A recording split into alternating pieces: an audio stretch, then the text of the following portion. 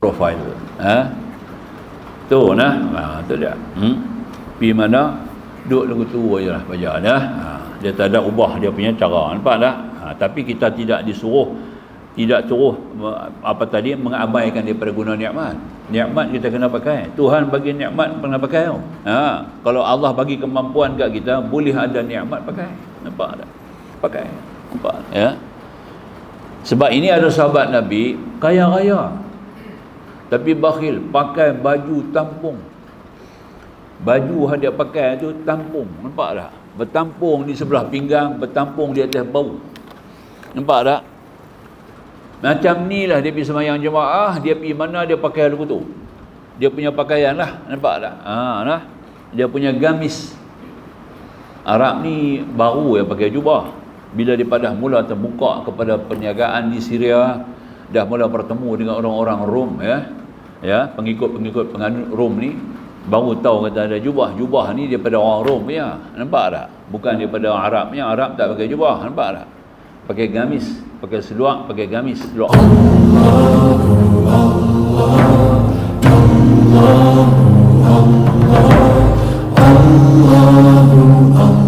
Bismillahirrahmanirrahim. Hamdan lillah wa salatan wa salaman ala sayyidina Rasulillah wa alihi wa sahbihi wa man nasarahu wa wala, amma ba'du. Subhanaka la ilma lana illa ma 'allamtana innaka antal alimul hakim.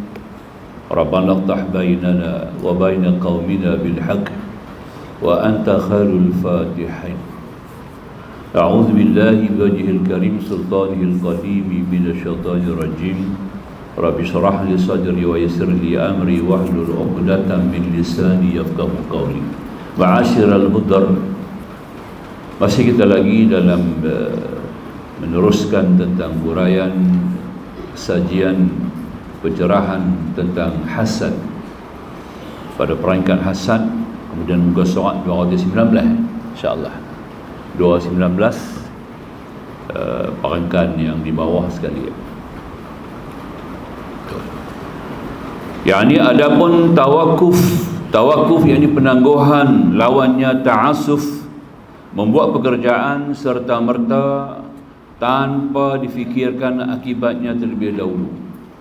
Telah berkata guru kami Abu Bakar Al-Warraq rahimahullah ta'ala anhu bahawa perbezaan antara penangguhan dan lambat cermat ialah bahawa penangguhan itu sebelum masuk mengerjakan pekerjaan itu diselidiki terlebih dahulu sehingga ternyata baiknya barulah dikerjakan, dan lambat cermat itu setelah masuk mengerjakan pekerjaan itu sehingga dilaksanakan setiap bahagiannya mengikut semestinya. Kemudian mukadimah kepada lambat cermat itu ialah mengingati segi-segi bahayanya dalam pekerjaan yang mengadangi manusia atas berbagai jenis kebinasaan yang menggerunkan, mengingati bahawa tilik pandang yang teliti dalam pekerjaan dapat memastikan keselamatan.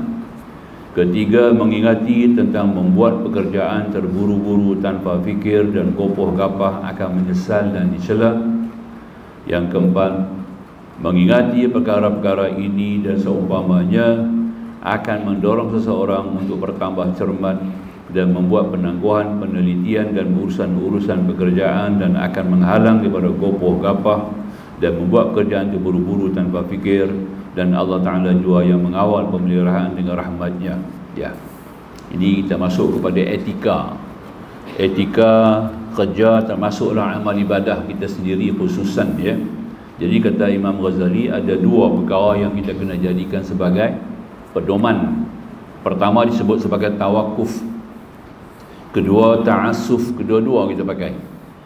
Makna tawakuf ni maknanya kita nak lakukan satu pekerjaan yang mana pekerjaan itu ada dua. Pekerjaan di sini ada dua. Pertama, pekerjaan yang mesti dilakukan seketika itu juga, urgent, satu benda yang urgent kita sebutnya.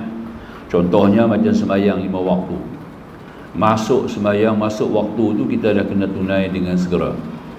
Ya, tidak boleh ditangguhkan dengan sengaja. Tidak boleh ditangguhkan dengan sengaja. Kecuali kalau ada keuzuran. maka kita boleh tangguhkan. Jadi kita tekan ibadat dulu, ya. Walaupun apa yang disebut Imam Ghazali ini meliputi semua urusan pekerjaan. Sebab bagi seorang mukmin, seorang hamba Allah, semua pekerjaan itu adalah ibadah. Faham? Ya. Maka itu dia tekankan pekerjaan. Sebab Imam Ghazali masukkan bab ni juga, ya. Orang bekerja, contohnya bekerja lah, ya. Kita bekerja, sebagaimana kerjaan kita hari-harian, itu masuk dalam konsep ibadah, ya. Ibadah itu maknanya kita lakukan dengan ibadah, maka itu perlu dengan tawakuf. Penangguhan di sini artinya kita harus ada penelitian, melihat daripada segi permulaan kerja, bentuk kerja, sifat kerja dan bagai-bagai. Kita kena perhati dulu lah sebelum kita nak mula dengan tergopoh gapah. Sebab Islam tidak menggalakkan, tidak menyuruh kita bergopoh gapah melainkan pada 5 perkara. Dalam hadis ada 4, ada hadis mengatakan 5, tambah, ya, kita campur gabungan hadis-hadis. Kita ada 5 perkara yang kita kena gopohkan, kena cepat. Kita dah maklum, tuan-tuan dah maklum, kita tak payah sebut lagi lah, ya. Dan maka itu dalam urusan yang lain daripada 5 perkara ni, dia kena tawakuf. Tawakuf ni maknanya kita kena perhati dulu, kita kena lihat daripada banyak sudut, ya. Di antaranya kata Imam Ghazali, mengingati, muka surat 220, mengingati segi-segi bahayanya dan pekerjaan yang mengandangi manusia atau berbagai jenis kebinasaan yang menggerunkan. Tengok ada apa-apa perkara yang boleh bawa bahaya, kita kena teliti dulu. Macam orang nak masak, ya, orang nak mula masak tu banyak terlibat, dia kena pakai api, kan. Masak ni memang terlibat dengan api, itu yang paling berat sekali lah. Kemudian adunan-adunan makanan itu perlu teliti, ya, jangan lebih itu, jangan kurang. Yang ni keimbangan itu paling penting. Sebab itu dikatakan tadi, mengingati segi-segi bahayanya dan pekerjaan yang mengadangi manusia atau berbagai jenis kebinasaan yang menggerunkan, supaya ibadat itu sempurna. Kalau sembahyang, contohnya sembahyang jamaah, kan. Bila kata sembahyang jamaah ni maknanya harus ada keserasian, kesamarataan dan juga persoalan saf, persoalan jamaah yang kita kena letakkan, ya. Yang mana yang kita utamakan kepada mereka yang dulu datang dulu, safnya pertama, orang datang kemudian, safnya kemudian imam sebelum mengangkat takbir. Dia kena perhati dulu, pastikan bahawa barisan safnya berada dalam keadaan yang sempurna. Ini menjadi tugas kalau kita lihat di beberapa hadis, ya, keadaan pada para sahabat, khususan Rasulullah sendirilah. Para sahabat, contohnya Sayyidina Umar bin Khattab, bila sebelum dia nak takbir, ataupun kalau ada imam lain, Rasulullah menjadi imam sekalipun, Umar akan memeriksa barisan. Nampak, ya? Dia akan berjalan, ya, dia berjalan di belakang barisan, bukan depan, belakang. Nak tengok tumit tu. Dia tak tengok depan, dia tengok belakang, tengok tumit. Semua tumit-tumit tu dah betul, ya. Dia tak tengok badan tak sama lah, ada perut ke depan, ada perut ke belakang, kan, tak sama, ada lutut ke depan, ada jari panjang, macam tak? Mana boleh kita nak baca lagu tu. Tumit memang tak lari. Sebab tu dia kena tengok tumit tu atas garisan macam kuning kita sekarang ni, barisan kuning tu. Sahih, barulah apabila dia masuk balik ke tempat dia sah tadi ini, maka Rasulullah akan mengangkat takbir. Nampak tak? Baru Rasulullah akan bertakbir. Ini untuk melihat kepada keadaannya. Rapat-rapat ni maknanya banyaklah dia punya hikmah. Rapat tu banyak hikmah dia sebenarnya, ya. Jadi maka itu yang pertama. Yang kedua, mengingati bahawa tilik pandang yang teliti dan pekerjaan dapat memastikan keselamatan. Soal-soal yang kita kena perhati, tiap-tiap benda perkara yang melibatkan agenda-agenda yang terlibat dalam pekerjaan itu mesti diperhati dengan teliti. Pastikan benda-benda itu wujud, benda-benda itu ada, dan dianya adalah bertepatan dengan keadaan saat masa kita nak mula pekerjaan. Itu sebagai contoh. Ketiga, mengingati tentang membuat pekerjaan terburu-buru tanpa fikir dan gopoh-gapah akan menyesal dan dicela. Kalau kita gopoh, kita cepat pada tempat yang tidak kena tempatnya, maka mungkin akan bawa kerosakan dan kita akan menyesal. Sebab itu dia perlu, apapun kita perlu lakukan pula. Itu yang kedua tadi. Ini kita masuk kepada ta'asuf. Bila ada tawakuf, dia kena ada ta'asuf. Ta'asuf ni maknanya kita perlu ada pula satu tindakan jangan gopoh. Dah mula kita dah ada persediaan untuk mula pekerjaan, kita dah mula dengan satu pekerjaan, maka hendaklah kita lakukan dengan cermat, ya, dengan perlahan, jangan gopoh, supaya kita dapat laksanakan dengan sempurna. Itu artinya, maksudnya. Itu maknanya kita gabungan antara tawakuf dengan ta'assuf ni ada sangat penting, ya. Yang keempat, mengingati perkara-perkara ini dan seumpamanya akan mendorong seseorang untuk bertambah cermat dan membuat penangguhan, penelitian dan urusan-urusan pekerjaan, dan akan menghalang daripada gopoh gapah dan membuat pekerjaan terburu-buru tanpa fikir. Dan Allah Ta'ala jua yang mengawal pemeliharaan dengan rahmatnya. Itu yang saya pernah sebut dulu kepada hadirin, ya, sejauh bagaimana kita lihat daripada setiap urusan yang kita lakukan dalam Islam ni, ya, maknanya harus dimulai dengan pertama kita kena bayangkan dulu. Kita bayangkan dulu kalau pekerjaan ini jadi apa akibatnya, kalau tak jadi apa mudaratnya, ya. Itu kita kena fikir pertama sekali.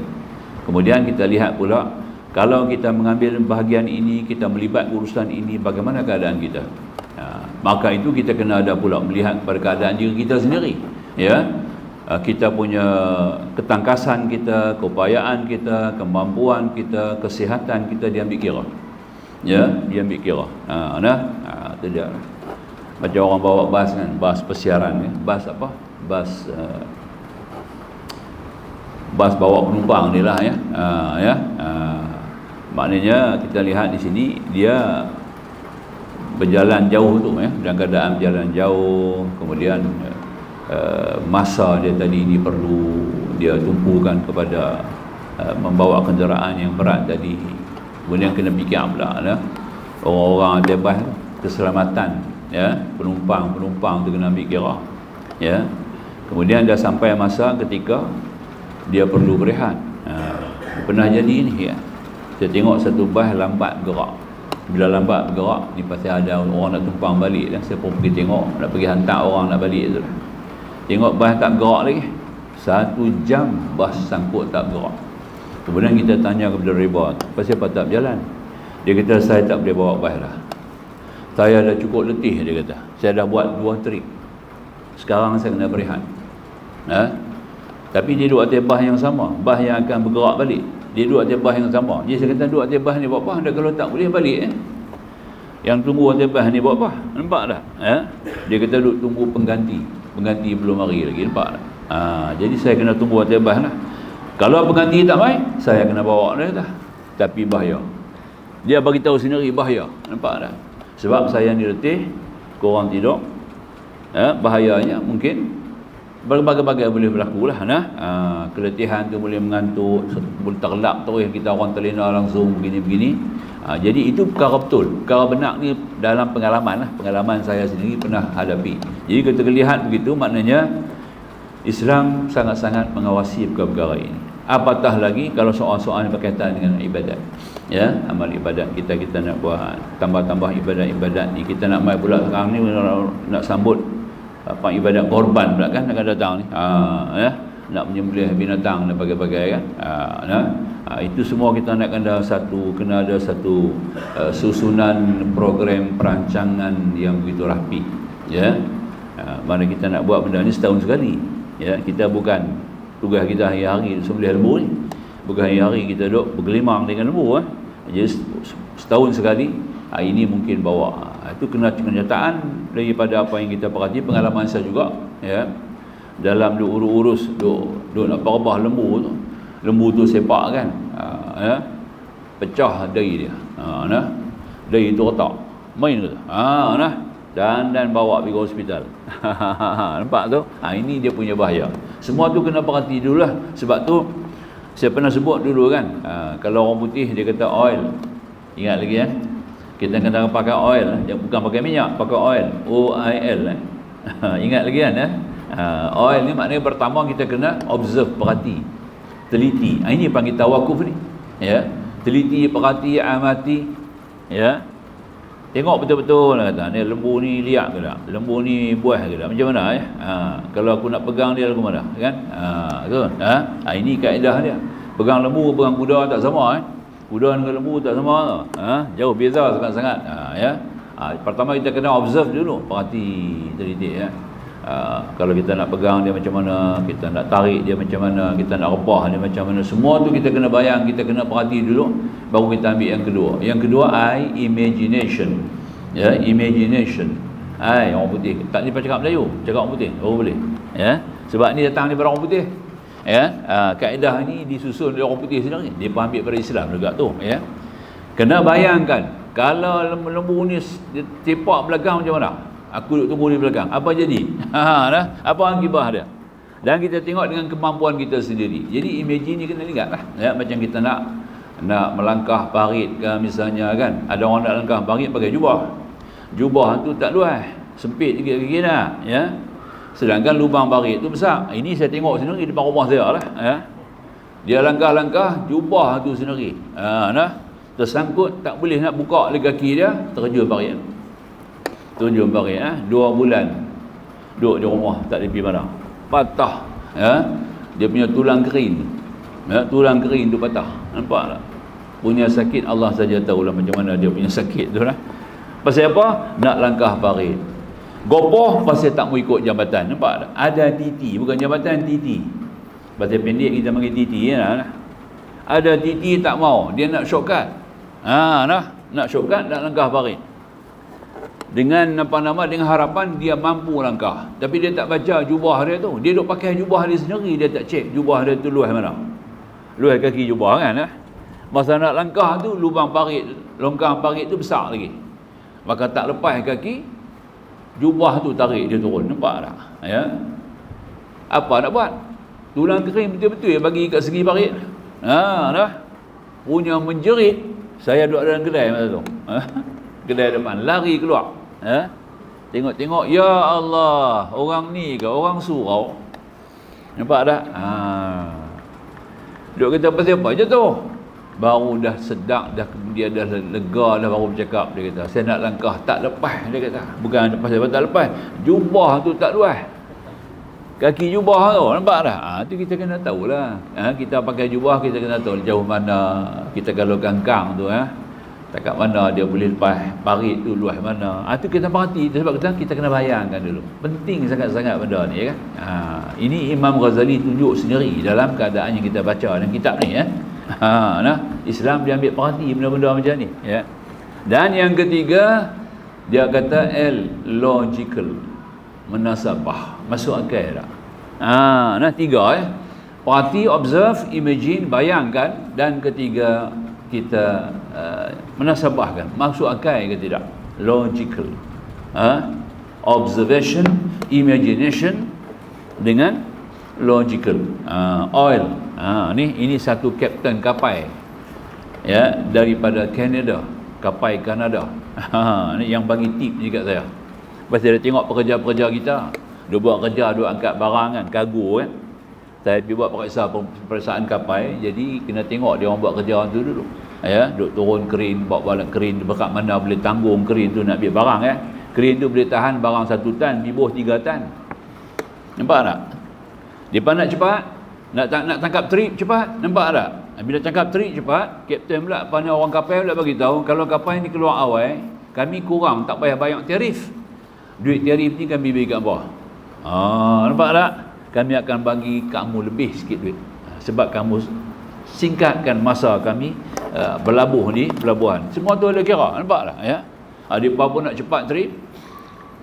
Keren yang boleh bawa 1 tan, pasang barang 3 tan. Hasilnya bawah hash tu, perut kapal tu, hash perut kapal tu, di bawah tu kawan-kawan dia duk kerja. Nampak tak? Dia tak bayang kalau benda tu jatuh, siapa nak kena? Kawan-kawan rakan sekerja dia akan kena di bawah. Nampak tak? Jadi maka tu saya kena pergi buat tugas tu, pergi check balik periksa ni. Kalau tak kena, bawa turun. Kena bawa turun balik. Tak boleh pakai keren ni. Apa tak boleh bawa lebih daripada sekian-sekian. Nampak? Jadi itu di antara tugas-tugas kita lah. Masa tu lah yang akan ada cerita-cerita ejen-ejen ni akan mula dekat-dekat dengan kita. Nampak tak? mai ada pegang-pegang bau kita, nampak? Tu nah, ada cerita lah tu nah. Ini nak kena jaga lah semua tu ya.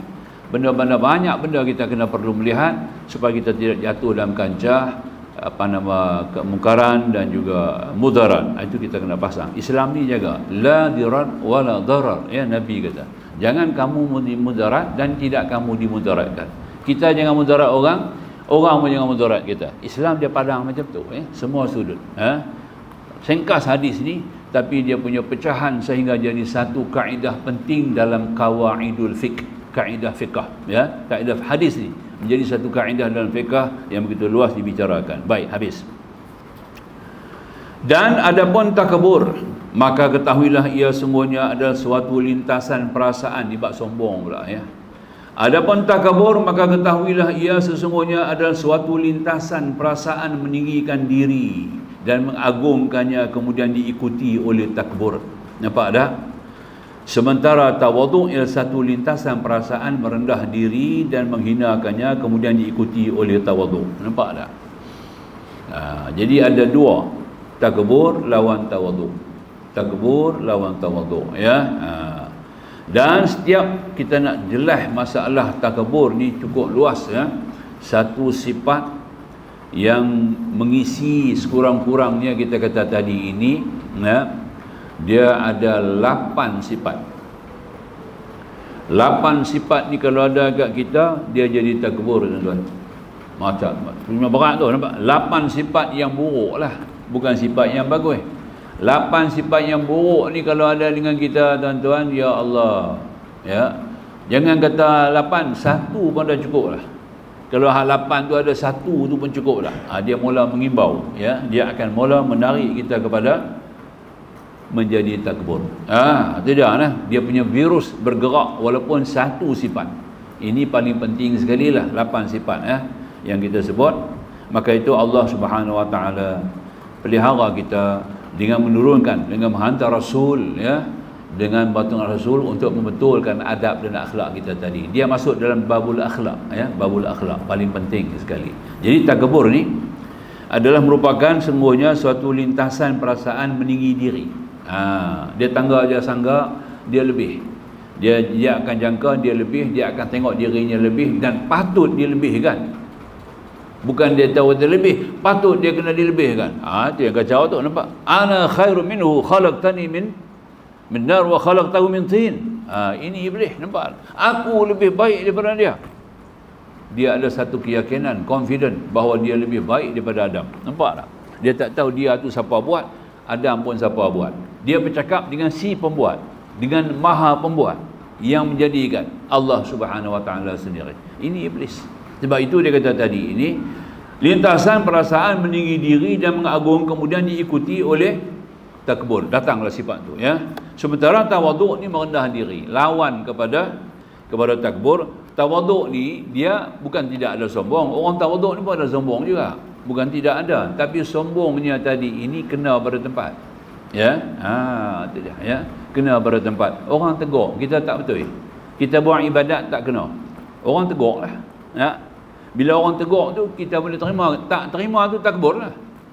Kalau terima tu tawaduk lah, senang je nak faham, bukan susah lah. Ya, sebab kita tahu benda itu nyata, jelas dan memang itu satu kesalahan dan memang kesalahan itu perlu dibetulkan. Kena faham lah. Aku dah salah, memang salah tu kena dibetulkan. Jadi kena ada satu orang yang tampil untuk membetulkan kesalahan kita. Ya, dia baca tak betul. Contohlah sembahyang jadi imam baca Fatihah tak betul, konon lah ya. Tak gitu kan? Bila baca tak betul, makmum kena tegur lah, makmum yang reti. Nampak tak? Bukan makmum tu orang yang tak reti ni kata besok hang jadi imam lah. Nampak? Hang pandai sangat jadi imam. Itu jawapan dia. Nampak? Tak betul lah ya. Aku pun nak jadi imam, jangan batal nanti aku. Mau kata aku tu pula kat dia. Kalau dia nanti aku jadi imam, dia batal nanti aku jadi makmum tentulah. Jadilah aku diikut. Hang kena tegur, hang baca tak betul. Kalau hang tak betul kena tegur. Siapa nanti sembahyang itu membawa kepada batal, siapa yang rugi? Jemaah sekalian banyak yang rugi. Dengan kerana kamu membimbing satu ibadat sedangkan tidak mengikut peraturan-peraturan syarak sendiri. Na'udzubillah. Jadi maknanya kita kena faham, bila orang tegur kita tu, Ada 3 sebab. Pertama, kerana kita tak betul. Kena faham lah, tak betul. Kita kena terima aku tak betul. Boleh tak? Bila kata aku tak betul tu tawaduk lah. Dengan cepat kita boleh terima, memang aku tak betul. Betul, sah saya tak kenal, tak betul. Selama ni saya sangka saya betul. Nah. Dia tunjuk kat kita pula, hang baca lagu ni. Nampak tak? Nah, hang baca lagu ni. Ni tuan-tuan, Fatihah ni kadang-kadang ni orang baca betul, tapi yang pendek 2 dia jadi 4. Jadi 3. Pasti nak betul lagu dia. Jaga baiklah. Iyyaka na'budu, lebih tu. Batal tu, nak bang bagi. Lebih harakah, makna lari. Nampak tak? Ya? Dia cakap 2 ya. Mad tabi'i, mad asli, jangan lebih daripada 2. Nampak tak? Dia cakap 2 ya. Nampak tak? Kalau 3 dia ada mad lain. Nampak tak? Nampak? Ketiga dia ada mad lain. Nampak? Tu dia. Dia kena faham lah. Pasti dia jaga lagu. Duk pedor lagu dia. Nampak tak? Maka yang mad asli, mad tabi'i pi jadi mad wajib. Tukar. Nampak tak? Ya. Ini yang kacau tu. Tu kita kena tegur. Hang bacaan dia panjang, tamat dia tak boleh. Bila hang lebih daripada 2, dia jadi makna lain. Nampak tak? Itu dia. Ya. Itu makna kita kena faham tu. Jadi kalau kita boleh terima hakikat ni, pertama kena terima betul saya salah. Yang kedua, kena dibetulkan. Kalau tidak, akan terbawa kesalahan itu terus menerus. Betul tak? Ada mudarat dia. Mudarat dia maknanya sembahyang itu batal, tidak sah. Nampak tak? Yang ketiga, berdosa. Yang tu yang kita tak mahu tu. Berdosa. Nampak tak? Jadi 3. Jadi orang tegur kita kena baca pasal ada 3. Nampak tak? 3 benda ni lah. Ini kita nak terima tadi, baru boleh kita ambil pada soal yang boleh tawaduk tadi. Maka tu Allah terima sembahyang orang yang tawaduk. Allah tidak terima sembahyang orang yang takbur. Atakabbalu salata mimman tawaddu'a li 'azamati. Al-Quran, Allah kata sendiri dalam hadis kudusi, ataqabbalu salata mimman tawaddu'a li 'azamati, hanya saja aku terima ibadat salat hamba-hambaku yang tawaduk kepada kebesaran aku. Sah, Tuhan kata sendiri. Nampak tak? Nabi tolong habaq kata, Allah kata sendiri. Nampak tak? Wa qala tabaraka wa ta'ala, dan berkata Allah Subhanahu wa taala, ataqabbalu salata mimman tawaddu'a li 'azamati, telah berfirman Allah tabaraka wa taala, hanya saja aku menerima sembahyang hamba-hambaku yang tawaduk kepada kebesaran aku. Tawaduk, diberitahu Allah Maha besar, kita kena tawaduk. Tidak ada yang lebih besar daripada kita melainkan Allah. Sama-sama kita ni tak ada yang besar, semua lekeh belaka. Betul tak? Dhaif, semuanya dhaif, semuanya fakir, semuanya hina, dan semuanya lemah. Itu kita pasti, itu hakikat manusia. Apa nak pergi takbur lagi, ya? Itu dia. Nyamuk tu lebih kuat daripada kita lagi. Nyamuk tu lebih kuat daripada kita lagi. Nampak ya? Itu dia. Faham ya? Jadi makanya kita kena ambil kira, dan setiap satu daripada keduanya ada yang umum dan ada yang khusus. Takabur ada umum, ada khusus. Tawaduk ada umum, ada khusus. Maka tawaduk yang umum, ambil tawaduk dulu, ialah merasa cukup dengan rendah mutu daripada pakaian, tempat tinggal, kenderaan. Ini kita panggil apa? Orang putih kata low profile. Low profile. Dia punya profile rendah. Dia punya taste pun rendah. Taste. Dia tidak sangat hebat lah kita kata, ya. Pakaian sederhana. Tempat tinggal pun sederhana, ya. Patut-patutlah, ya. Dan kenderaan, kalau rumah besar-besar pun semua tu manfaat. Kalau dia buat rumah besar, tapi banyak benda yang orang tak fikir, sentuh rumah orang besar lah, ya. Buat rumah besar-besar tak manfaatkan, ya. Buat rumah sampai berapa bilik? Buat rumah 8 bilik, anak 8 orang. Hang tak fikirkan anak hang bukan nak duduk dengan hang. Hang pun duduk dengan bapak hang dulu, hang pun tak duduk dengan bapak hang dulu. Nampak? Ya. Bapak dia buat rumah ada 4 bilik. Habis 4 bilik itu kosong. Nampak tak? Penghabis bapak pun mati, mak pun tak boleh duduk seorang-seorang, dipeheret pergi duduk tempat lain, rumah kosong. Betul tak? Rumah kosong. Tak ada manfaat. Tinggal begitu sajalah. Ya. Tinggal tapak ya dengan rumah. Tak beri manfaat. Kawan ni serupalah 8 bilik. Kena 8 anak. Ya. Seorang mata duduk dengan dia. Depa pun nak lagu bapak depa, ya cari rumah besar. Nampak tak? Takkan duduk sekali sekarang 8 bilik kosong. Tinggal mereka berdua. Mereka nak masuk bilik pun mereka takut. Nampak tak? Orang beritahu kata bilik-bilik kosong-kosong ni dia ada jin dalam tu. Dia lagi dia takut nak masuk. Nampak tak? Naik ground. Jadi tahap tu lah kita kata tadi. Ini yang dia katakan tadi ni tidak ada sifat tawaduk yang umum. Nampak tak? Tidak ada sifat tawaduk yang umum. Kalau sifat tawaduk yang umum, sekadar mana nak pakai. Aku manfaatkan 8 bilik. Nampak tak? Kita boleh buat apa? Wakaf. Ada hamba Allah seorang, dia wakaf terus rumah dia. Nampak tak? Rumah tu kebetulan agak jauh sikit daripada masjid lah. Jauh sikit daripada rumah masjid. Rumah banglo besar ni. Untuk sahabat di mana pula pergi cari. Nampak ada hubung kait dengan saya datang rumah tu pun. Nampak saya lah kata dia hang tak boleh duduk rumah tu. Dia kata tak ada, saya seorang isteri pun mati dah. Nampak tak? Dia pun tak cari, tak seorang-seorang tu lah dia kata. Nak duduk seorang-seorang di rumah, hang tak boleh, rumah besar Ustaz. Dia kata lagu ni hang pada tinggal rumah ni saja kosong, anak-anak hang tak duduk dah. Anak-anak hang duduk dalam tempat lain. Ada baiknya kalau hang wakaf dengan rumah ni. Pasal apa? Hang tak wakaf pun hang kena tinggal juga rumah ni, betul tak? Satu orang kena tinggal. Hang nak pegang anak-anak, dia pun ada rumah. Dia pun ada rumah macam hang juga. Sekarang ni hang wakaf rumah ni kepada masjid. Masjid boleh manfaatkan, nampak tak? Wakaf. Wakaf kepada masjid, alhamdulillah. Berapa punya tenang dia, nampak tak? Sebab dia ada aset di akhirat, duk tumbuh dia. Duk ada pahala di akhirat, duk tumbuh dia dah. Nampak tak? Turun-turun kubur dia nampak dalam liang. Itu kebesaran dia kena buat. Dia kata alhamdulillah sampai hari ni tuan. Dia jumpa saya, terima kasih banyak Ustaz. Ustaz lah bagi satu peringatan yang besar bagi saya, dia kata. Nampak? Kalau tidak saya tak tahu apa nak buat. Duk leka lagu tu, jadi mubazir, jadi lalai. Jenuh Tuhan ditanya, habis tu jawab tak boleh. Aku bagi rumah besar buat apa? Dia tak?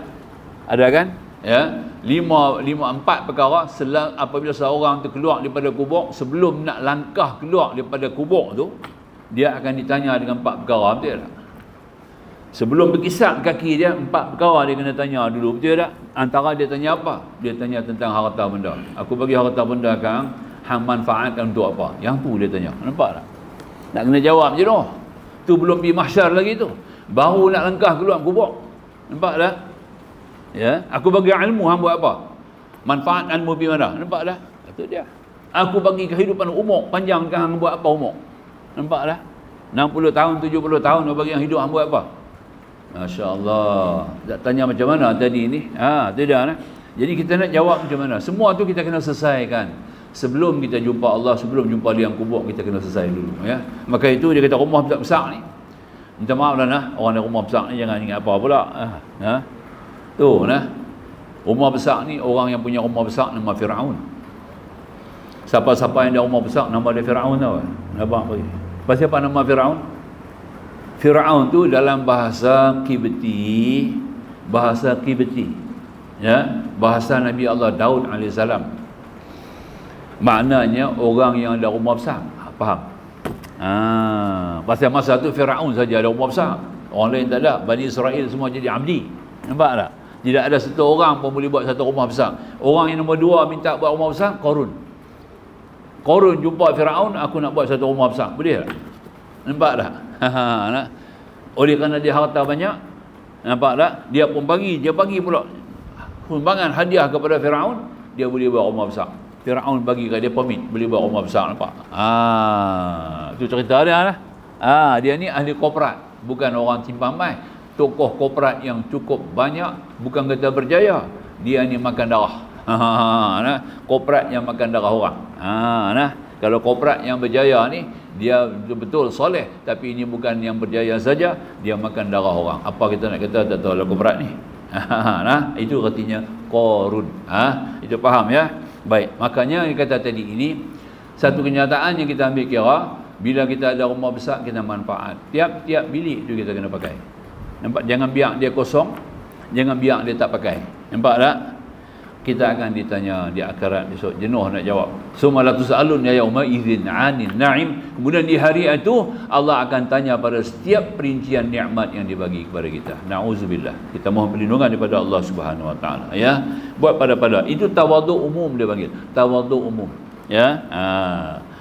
Umum merasa cukup dengan rendah mutu daripada pakaian, tempat tinggal, kenderaan. Lawannya takabur, iaitu merasa ingin lebih tinggi daripada itu, tidak senang dengan yang rendah. Nampak tak? Tawaduk yang khusus ialah melatihkan diri menerima. Tawaduk yang khusus melatihkan diri menerima kebenaran daripada sesiapa sahaja, sama daripada orang yang hina atau orang yang mulia. Lawannya ialah takabur, iaitu menolak kebenaran, dan sikap itu satu maksiat, kesalahan yang amat besar. Tawaduk yang paling mudah kita nak ambil kira apabila kita ditegur oleh orang. Itu saja. Orang nak betulkan kita, orang nak tegurkan kita, orang nak tunjuk sesuatu kepada kita, boleh terima ke tidak? Itulah tempat tawaduk yang nombor satu diuji. Nampak tak? Tawaduk lain tak apalah. Nampak? Tawaduk dia boleh berlakon. Boleh berlakon tak? Itu dah. Tapi tawaduk ni tak boleh berlakon punya. Dia akan keluar sendiri daripada kita punya color, warna kita tu akan keluar. Warna apa kita ada, ya. Kalau kita ni banyak warna merah, sombong dia mari tinggilah, ya. Kalau kita banyak warna kuning, insya-Allah dia rendah diri. Ada warna kat kita tak? Warna. Kita ada 7 warna ni, ya. Jauh sikit dah, tapi jauh sikit tak apa nah. Kita ada 7 warna tau ni. Maknanya mewakili 7 nafsu. Faham?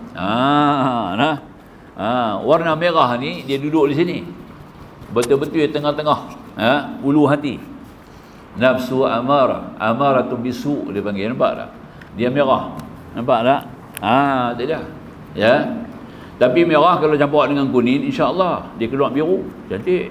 Nampak tak? Kena bagi merah tu campur dengan kuning. Jangan duk asin. Kalau merah tu duk asin, kita duduk disombong tang tu lah tak habis. Nampak tak? Merah tu kena campur dengan kuning. Nampak tak? Tu dah lah. Kuning ni nafsu apa? Nafsu lawamah. Lawamah ni dia mudah menyesal dulu. Menyesal dulu. Pendapatan menyesal kemudian tidak berguna. Betul tak? Ini pepatah Melayu kata kan. Itu nafsu lawamah. Ya. Nafsu yang mudah menyesal. Tapi kita kena, kalau dia berfungsi dalam diri kita, nafsu tu berfungsi, dia akan mudah menyesal. Apa arahan daripada nafsu amarah? Nafsu amarah ni management, pengurusan. Dia akan mengurus besar dalam satu organisasi. Nafsu amarah lah. Jadi lawamah ni, ya, dia punya CEO lah. Nampak tak? CEO dia. CEO ni kena ambil faham lah, ya. Dia kena satu organisasi, pemilik organisasi itu sebenarnya lebih berkuasa daripada CEO. Nampak tak? CEO tolong bertabir, hang tolong pegang aja. Aku bagi hang kepala, hang tolong atok. Nampak organisasi bagi berjalan, ya kan? Jadi apabila dia tadi ni boleh menegur dia punya bos kepala dia, makna kata gabungan antara yang merah dengan kuning ini akan membentuk warna biru. Nampak tak? Itu makna color, kita campur color. Sebab tu Imam Ghazali itu dalam Al-Kimia As-Sa'adah, kitab dia. Kimia As-Sa'adah, nama kitab, ya. Kimia kebahagiaan. Dalam tu dia ada masuk bab warna ni, tuan-tuan. Nampak tak? Apa ada pada warna? Nampak tak? Kenapa Allah wujudkan warna-warni dalam kehidupan? Nampak tak? Apa arti warna? Dan kita berminat macam-macam warna. Orang pun ikut color dia kan. Orang punya perangai akan ikut dia punya color. Betul tak? Orang suka warna merah, tengok perangai lagu mana. Orang suka warna hijau, perangai lagu mana. Nampak tak? Saja-saja suka pakai hijau tu lain, tapi dia punya minat hijau tu lain. Minat dengan pakai hijau lain tak sama. Jangan salah faham lah. Itu dah, ya. Rasulullah ke orang hijau, Rasulullah bukan banyak hijau. Rasulullah tak banyak hijau, ya. Rasulullah banyak putih dengan merah. Dan biru. Sayyidina Ali biru. Ya, Umar bin Khattab kuning. Ya, nampak tengok dalam mimpi lah, dapat tengok daripada dalam mimpi, ya. Ali dengan biru dia, ya, cantik. Jadi pendek kata, kalau kita ambil faham daripada mana yang kita boleh ambil kira tadi ini, saja saya kait sikit benda-benda ni, kita faham benda tu ada dengan kita tu, ya. Kita tak faham tu, ada dengan kita. Jadi maka itu dia katakan tadi, tawaduk yang khusus, kita melatih diri untuk terima kebenaran. Memang mula-mula tu memang dia tak payah sikit nak terima lah. Tapi kita duduk, kita fikir macam 3 perkara tu lah kita fikir, ya. Aku dah salah, aku kena terima kesalahan. Kemudian kesalahan aku perlu dibetulkan, nombor 2. Betul tak? Tapi itu supaya aku tidak jatuh dalam kancah dosa. 3, betul, ya. Tapi kalau aku tak faham benda ni, tak mau terima kesalahan, duk marah orang tu lagi. Pasal apa? Saya jadi imam dah 30 tahun dah. Duk tegak benang basah dia. Bukan benang kering, benang basah. Nampak tak? Tengok nah. Nah. Benang kering memang tak boleh tegak. Benang basah boleh. Tapi tak tegak betul. Tak boleh, dia akan jatuh, dia akan rebah. Nampak tak? Ya? Tak ada. Kita nak cucuk jarum kan, kita kena bagi basah ke ujung, nampak? Benang basah. Baru boleh cucuk lubang, nampak? Kering tak boleh. Orang Melayu ni perhati sungguh. Para hikmah dia perhati. Dia buat satu kiasan bidalan supaya kita faham, ya. Dia makanya dia kata tadi ini, kita kena ingat bila kita salah, terima. Ya, saya betul, saya salah. Ya, alhamdulillah. Baik. Kemudian dia kata tadi ini, kemudian benteng pertahanan tawaduk yang umum ialah anda mengingati permulaan anda semasa dilahirkan dan kesudahan anda semasa mati. Fikir, nak tahu macam mana nak jadi tawaduk umum ni? Kita fikir kita ni tak ada apa, mari beranak keluar, tak ada apa benda pun dengan kita. Betul tak? Maka tu biarlah aku jadi tawaduk umum, ya. Orang putih kita simple sudahlah. Simple. Dia ni simple person, very simple person. Tak ada masalah, ya. Ya, low profile. Tu nah. Tu dia. Pi mana duduk lagu tu ajalah baca dah. Dia tak ada ubah dia punya cara. Nampak tak? Tapi kita tidak suruh mengabaikan daripada guna nikmat. Nikmat kita kena pakai. Tuhan bagi nikmat kena pakai. Kalau Allah bagi kemampuan kat kita, boleh ada nikmat pakai. Nampak tak? Pakai. Nampak, ya. Sebab ini ada sahabat Nabi kaya raya tapi bakhil, pakai baju tampung. Baju yang dia pakai tu tampung. Nampak tak? Bertampung di sebelah pinggang, bertampung di atas bau. Nampak tak? Macam ni lah dia pergi sembahyang jemaah, dia pergi mana dia pakai lagu tu. Dia punya pakaian lah. Nampak tak? Nah. Dia punya gamis. Arab ni baru yang pakai jubah. Bila dia dah mula terbuka kepada perniagaan di Syria, dah mula bertemu dengan orang-orang Rom, ya, pengikut-pengikut penganut Rom ni, baru tahu kata ada jubah. Jubah ni daripada orang Rom punya. Nampak tak? Bukan daripada Arabnya. Arab tak pakai jubah. Nampak tak? Pakai gamis, pakai seluar, pakai gamis, seluar panjang lah, gamis. Seluar tu pantulun, dia kata. Pantulun ni seluar besar, bukan seluar ketat. Jeans bukan pantulun. Nampak, ya? Sirwal. Jeans kita panggil sirwal, ya. Seluar jubah tu yang besar tu kita panggil pantulun. Orang putih kata pantulun. Nampak tak, ya? Ini artinya bawa kepada keadaan orang Arab. Dia pakai baju ni very simple. Umar duk perhati dia. Umar tengok dia ni pasal apa, bakhil sangat, kedekut nak pakai tukar baju, tak mau lah. Maka bila ada depan Nabi Umar tanya ke Rasulullah, ya Rasulullah, macam mana orang ni dia ada kemampuan tapi dia tak pakai nikmat? Nabi kata, Allah tu cantik, Allah tu baik, Allah suka kepada cantik, Allah suka kepada yang baik. Nampak tak? Maka itu kalau kamu ada nikmat, maka Allah suka nak lihat kamu perlihatkan nikmat itu kepada Allah. Nampak tak? Macam kita lah, kalau kita bagi baju kat anak kita, kita nak dia pakai, betul tak? Kita hadiah satu benda kepada satu orang, orang hadiah kain pelikat kat saya kan, Ustaz, ni bagi kain pelikat kat Ustaz. Nampak tak? Dia mau supaya kita pakai, untuk apa? Untuk tabaruk, nak ambil berkat, betul tak? Kena pakai, kena pakai lah, nampak tak? Walaupun tak pakai bagi dia tengok, kita kena pakai. Nampak? Ni beg saya pakai, ni orang bagi ni. Orang bagi free, orang bagi kulit ni. Kalau nak beli mau kat 200 Nampak tak? Dia buat sendiri bagi kat saya. Kena bawa. Kena pakai, nampak tak? Nah. Tu.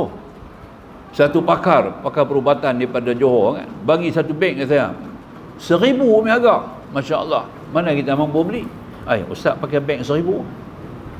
Aku orang bagi bukan aku beli. Nampak tak? Dan kena pakai. Bila bawa kitab besar-besar kena pakai dia. Pasti dia boleh masuk 2 kitab besar. Nampak tak? Kitab kecil-kecil pakai yang kecil lah. Nampak? Tembak burung pakai air rifle sudah. Takkan nak pakai motor. Betul tak? Nak tembak burung cak rumah, burung merebah kapur, pakai air rifle sudah lah. Betul tak? Yang pakai bawa motor buat apa? Nampak tak? Ya? Ini kita kena faham begitulah. Ya? Jadi maknanya kalau nikmat ada, Nabi kata hang melihat. Wa amma bi ni'mati rabbika fahadits. Al-Quran pun kata, Ya. Dan apa juga nikmat yang Allah beri kepada kamu, hendak kamu perlihatkan.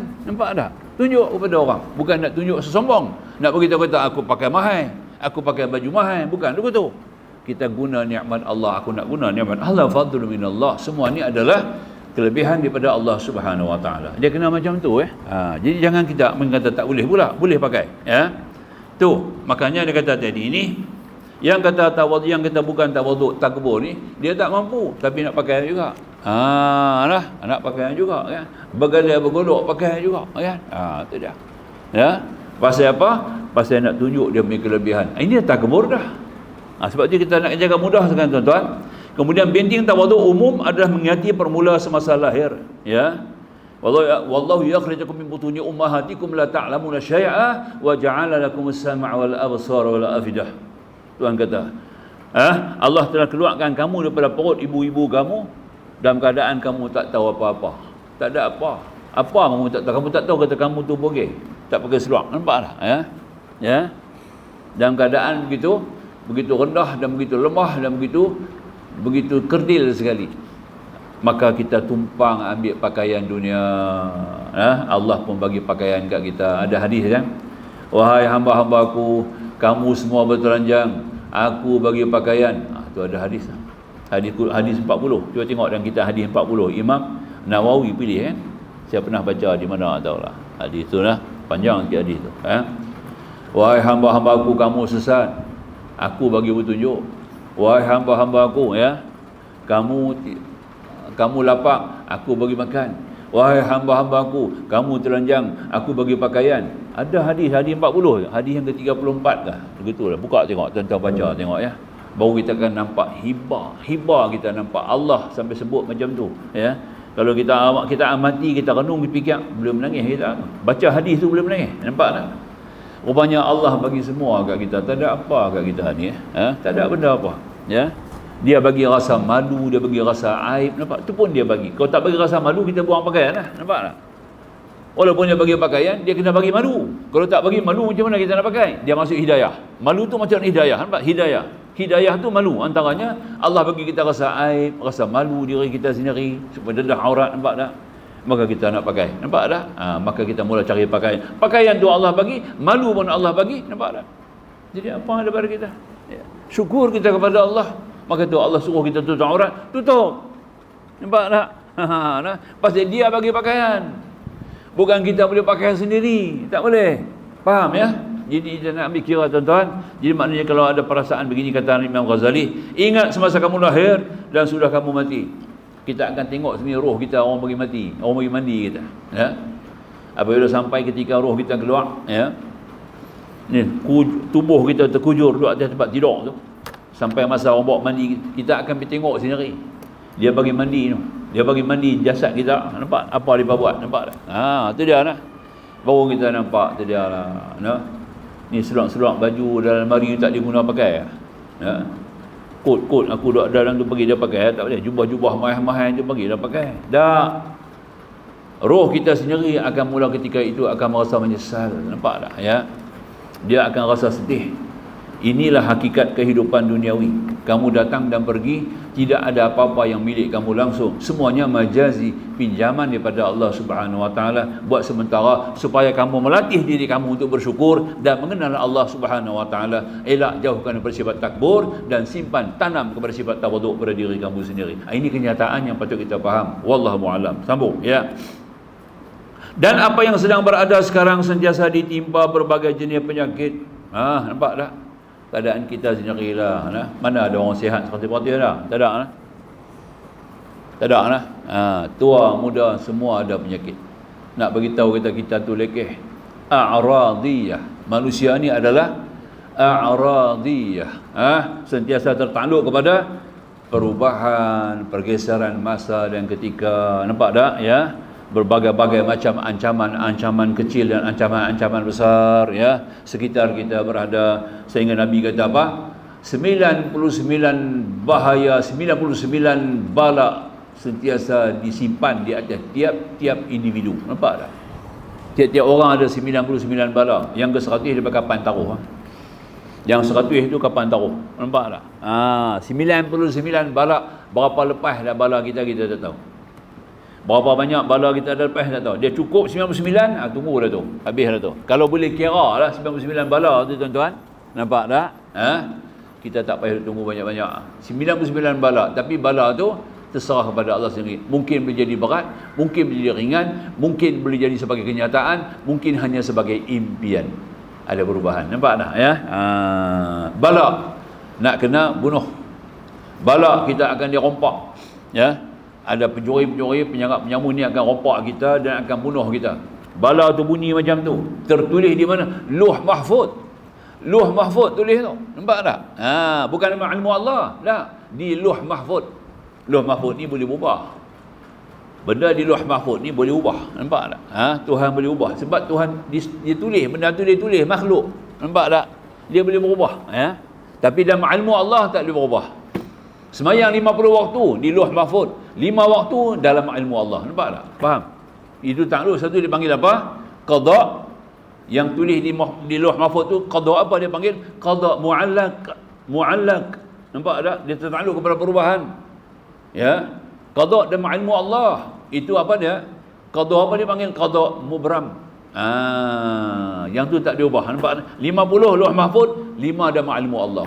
Maknanya habis 50, potong habis semua, 5 tak boleh habis sebab dalam ilmu Allah. Itu kita nak faham tu. Sebab tu di papan Lauh Mahfuz ni Allah boleh ubah. Sebab tu separuh Mikail tengok, separuh dia tak tahu apa jadi. Separuh Mikail tengok di bawah portfolio Sayyidina Mikail AS. Nampak tak? Itu dia ya. Maknanya kata bila ada perintah daripada Allah, ada perubahan dah. Mikail hari ni pergi bagi kat dia. Yang ni hampir hantar kat dia makanan hari ni. Dia makan apa? Nampak tak ya? Itu dia nah. Kemarin dia boleh makan daging, hari ni tak boleh dah. Nampak dah? Berubah qada. Nah. Ada masalah, dia tidak makan daging hari ni. Kemarin boleh lagi. Nampak tak? Tu contohlah kata nah. Maknanya kata qada mu'allaq ni dia berubah. Maka manusia ni tertakluk kepada perubahan yang Allah tentukan.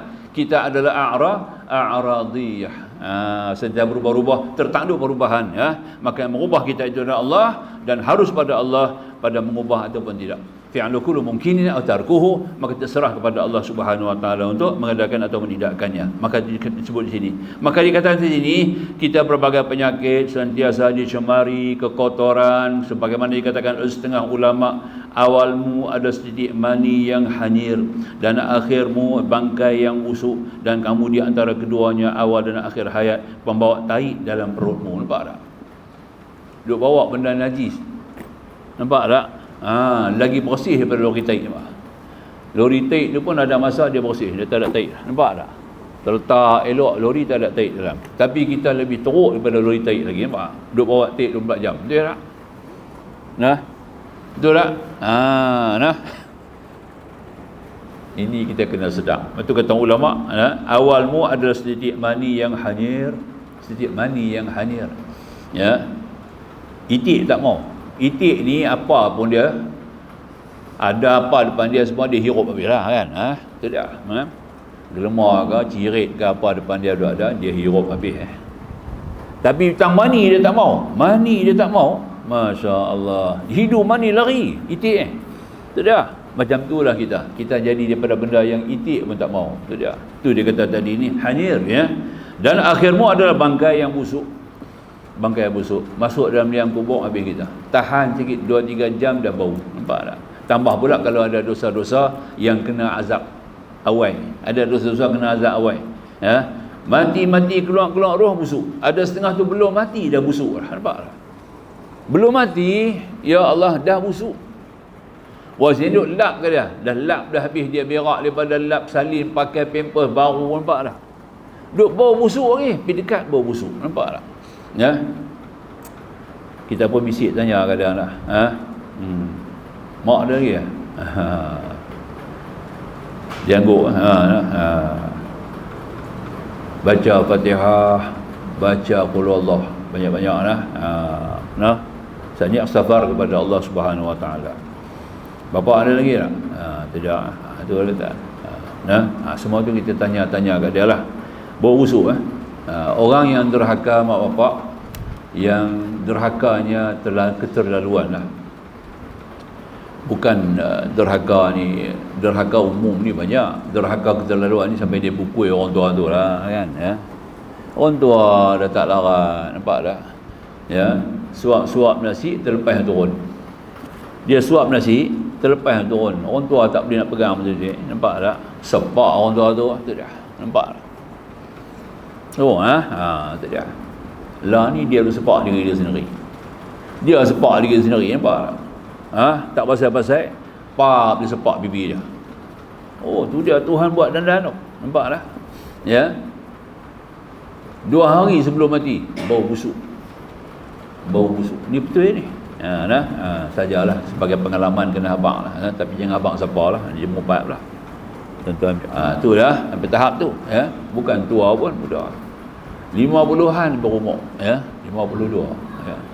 Tapi dia buat kat bapak dia dulu tu, punya teruk, ya. Sepak bapak dia, ya. Ya, orang tua tu lambat berjalan, sepak punggung orang tua tu. Jatuh hari pasal. Tu dia sampai tahap tu kan. Jenis had macam ni tuan-tuan. Duk hidup belum mati busuk. Tu dah. Nampak tak? Dah mati lagi lah teruk, tu dah. Itulah hakikatnya kita suruh buang kemian, pasang kemian, bukan panggil tu ni. Bila orang mati dalam rumah ni ada mayat, kita pasang kemian. Nampak tak? Pasang kemian ni bukan panggil tu ni mai tak. Kemian ni pasal kita nakkan waktu wangi supaya tutup bau busuk mayat tu, nampak tak? Sebab orang menziarah mayat tu taklah bau busuk mayat tu, kena ada satu sangkaan yang baik kepada mayat, nampak tak? Jadi samping sangkaan baik yang mayat tu, kita kena buat benda tu lah. Sangka baik, biarlah orang mai tengok, mai dengar, mai tengok dia bau harum. Itu sangka baik lah. Sebalik sangka baik tu ada satu sangka takut bau busuk, nampak tak? Buahlah kemian. Nampak tak? Satu hamba Allah duduk saya dengan sahabat yang saya, ni kemian-kemian ni bapak saya tak suka Ustaz, kemian-kemian ni. Bapak hang siapa? Saya tanya kat dia. Dia kata kat saya lah, bapak saya tak suka kemian-kemian aku ni. Dia pergi satu rumah lah, satu rumah dia pasang kemian. Nampak tak? Dia nak abang kata kemian tu tak betul je lah, tidak ada dalam Islam. Dia kata, bapak saya tak suka. Saya kata, bapak hang ni ulama ke? Tak, bapak orang biasa. Hang dengan bapak hang sama, tak faham. Nampak tak? Aku nak abang dekat hang, kemian ni, bubuh kemian ni bukan panggil tu nenek. Nampak tak? Ini ada hadis daripada Nabi SAW. Ini atas ijtihad para ulama, nas ulama, ya. Untuk menutup keaiban. Tutup aib manusia ni bukan tutup ketika dia hidup, ketika dia mati kita tutup aib dia lebih-lebih lagi. Nampak tak? Ketika dia uzur, kita kena tutup aib dia. Ketika dia tidak mampu untuk melawan balik, kita kena tutup dia punya aib. Wajib kita kena tutup. Ini di antara langkah-langkahan sangkaan yang baik nak tutup aib dia kalau bau busuk. Nampak tak? Hang sendiri pun tak tahu besok mati hang ni dia apa. Kalau hang busuk, orang main keluar main ziarah hang tadi, abang kata bau busuk dalam rumah ni. Ya. Jangan keluar bahasa tu, kita tak mahu orang main ziarah dia keluar mulut bau busuk. Nampak tak? Mustafa Kamal Atatürk tak boleh buat apa. Walaupun dia bubuh wangi-wangi ni, ya. Wangi cara moden lah, yang spray apa modern kan. Duk busuk dalam tu lah. Ya. Bila-bila masa pun SOP tu dia. Kena pakai mask. Bila-bila masa pergi ziarah makam dia kena pakai mask. Mustafa Kamal Atatürk bukan boleh duduk di bawah. Dia punya bangkai dia duduk dalam tung dia, tung tu kena duduk di luar. Keranda dia kena duduk di luar, bukan duduk dalam. Sampai tanah tak mau terima, nampak tak? Kena duduk di atas tanah dalam keranda, ya. Di mana pergi ziarah tadi ni bau busuk, nampak tak? Pakai mask, ya. Ini dia antaranya tuan-tuan, ya. Jadi tak usah pergi ziarah lah. Saya kata jangan pergi ziarah lah, ya. Tak usah pergi ziarah lah, tak ada manfaat, ya. Bukan dapat apa. Pergi ziarah nak baca Fatihah pada dia, nampak tak? Sedangkan dia bukan pada zahirnya dia ni dah murtad dah. Dia murtad, nampak tak? Dia bukan beriman, dia murtad. Banyak benda dia tolak habis, ya, habis. Itu dia. Jadi maknanya dia telah menghalalkan banyak benda-benda yang haram, diharam oleh syarak. Habis dia murtad lah. Itu jawabnya, kan? Jadi tak sampai tengoklah. Cuma kita habaq pengalaman orang-orang yang berziarah tu. Nauzubillah min zalik. Makanya kita ambil kira lagu itulah. Jadi pendeknya, benteng pertahanan tawaduk yang khusus ialah mengingati keseksaan Allah terhadap orang yang menyeleweng daripada kebenaran lagi perpanjangan dan kebatilan. Maka inilah jumlah keterangan yang cukup berfaedah bagi sesiapa yang mahu mencelikkan mata hatinya, dan Allah juga pemberi dan yang ampunnya taufik. Aqulu qawli hadza astaghfirullahal azim li wa lakum. Akhirul kalam, wallahu subhanahu wa ta'ala a'lam. Bismillahirrahmanirrahim. Alhamdulillah wassalatu wassalamu ala rasulillah wa alihi wa sahbihi ajma'in. Subhanaka la ilma lana illa ma 'allamtana innaka antal alimul hakim. Rabbi shrah lana sudurana wa yassir lana umurana. Rabbana atina fid dunya hasanah wa fil akhirati hasanah wa qina adzabannar. Walhamdulillahi rabbil alamin.